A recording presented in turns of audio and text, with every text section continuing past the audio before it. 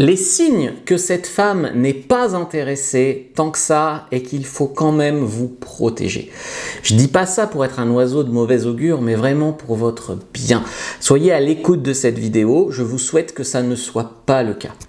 Mais si vous en avez marre de faire des efforts pour finir par être ghosté, d'une certaine manière, vous ne recadrez pas précocement, vous ne voyez pas les signes en amont, vous êtes quelque part un peu responsable de persévérer, de perdre du temps, de l'argent, des pensées, de l'énergie dans une relation foireuse. Je suis désolé, c'est le principe de responsabilité, c'est pas que votre faute bien sûr, mais vous l'êtes en partie.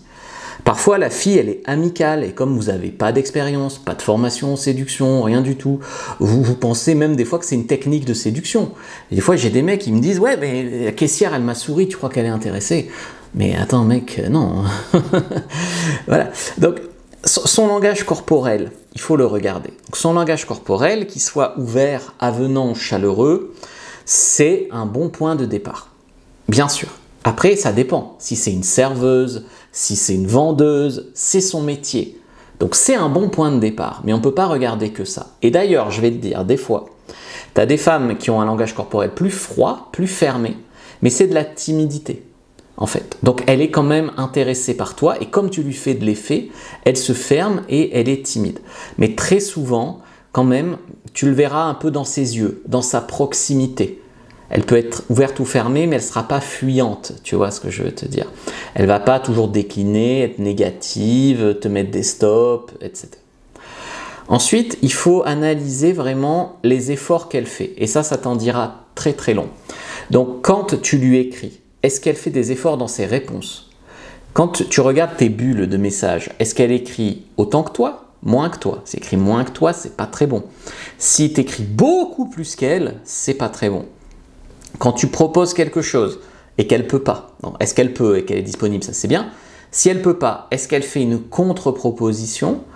Est-ce qu'elle donne des excuses de manière infinie ou définitive? Est-ce qu'elle répond tard? Est-ce que ses réponses c'est décliné par politesse le strict minimum? Ou est-ce qu'elle est vraiment désolée, qu'elle a vraiment une excuse et qu'elle propose vraiment autre chose? Il y a des femmes qui spontanément ne proposent pas autre chose. Donc dans ce cas-là, il faut leur dire quand même que c'est à elle de faire une contre-proposition. Vous ne pouvez pas faire des propositions comme ça de rendez-vous à l'infini. Il y a beaucoup de femmes qui peuvent être timides, ou pas parler beaucoup, surtout au début.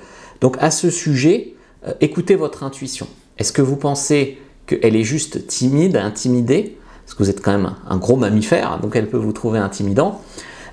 Mais quand vraiment ça ne réciproque pas, donc là vous faites des efforts pour la mettre à l'aise, mais quand ça ne réciproque pas, il ne faut pas en faire trop. Parce que quand tu fais beaucoup trop d'efforts pour une femme qui n'en fait pas du tout, ou même qui n'est pas intéressée, c'est lourd pour tout le monde. Pour toi, pour elle, et finalement après ça t'énerve, tu perds ton temps, ton énergie, etc. Donc le truc en fait, c'est de ne pas en faire trop dans le vide, mais d'en faire quand même assez pour pouvoir amorcer le truc, pour donner une chance au truc, pour pas avoir de regrets plus tard. Il y a beaucoup d'hommes qui ont des regrets. J'ai tenté qu'à moitié, mi-figue, mi-raisin, je sais pas vraiment, machin, truc. Il faut arrêter avec ça. D'accord. Par exemple, si elle évite quand vous proposez une rencontre, allez chercher l'objection. J'ai eu des mecs qui avaient invité des filles à la piscine, qui avaient invité des filles aux autotamponneuses. La fille n'a pas envie de ça, donc elle refuse le rendez-vous. Mais elle ne refuse pas le gars, elle refuse l'activité. Vous voyez?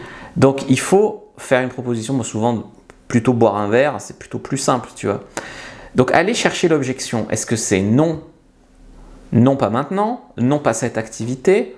Vraiment, des fois, il faut aller un peu tirer les verres du nez. Mais c'est comme ça que tu n'auras pas de regrets. Okay. Les filles en mode on verra ou je sais pas ce que je veux, c'est pas des réponses à récompenser en redoublant d'efforts. Je vois des hommes, les filles, leur manque de respect, leur balade, et eux, comme elles continuent à répondre, mais ils comprennent pas que c'est de la politesse. En fait, ils s'humilient. Plus la fille est distante, des fois même impolie, plus eux, ils la flattent, ils font des compliments. Par exemple, wow, elle est jamais dispo, wow, j'adore que tu sois une femme occupée. Mais non, il ne faut pas récompenser des mauvais comportements, vous voyez bien. Donc, si par exemple, elle vous manque de respect d'une façon ou d'une autre, par exemple, elle vous parle d'autres hommes, elle répond à vos textos, mais pas à la partie où vous proposez un rendez-vous, etc. Vous n'avez pas à subir ça. Vous n'avez pas à faire semblant que tout va bien.